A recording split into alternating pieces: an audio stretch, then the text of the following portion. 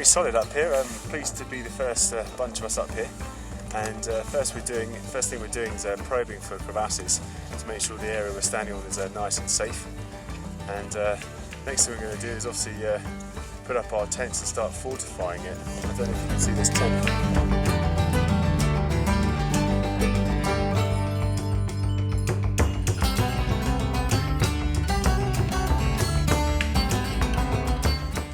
We're at 16,600 feet.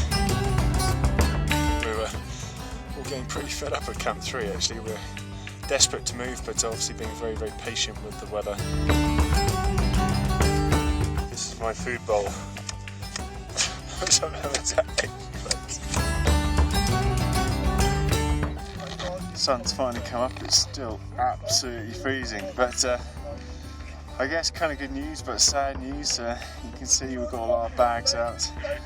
We're packing up now to move down the mountain. And a familiar sight, I guess.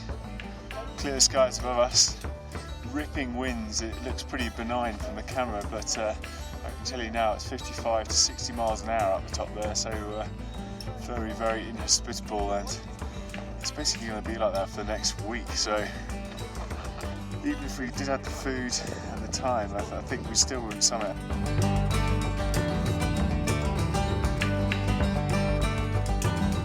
Here I am back at K2, gone full circle. Yeah, it's really disappointing not to make the summit, I won't lie to you. All the time, the money and the training which we all put in to not get to the summit is very, very disappointing, but this climb was more than just about making the summit.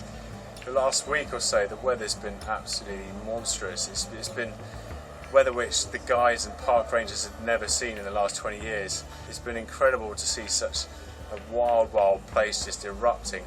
But most importantly, learning while this is happening, building on my experience, so hopefully next year I'm even better prepared on when I should not move on such a big mountain.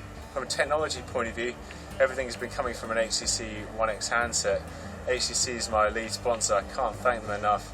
Without them, this campaign wouldn't happen. Over the next year, we're going to be pushing their handsets to the absolute maximum to give you the best possible experience from Everest.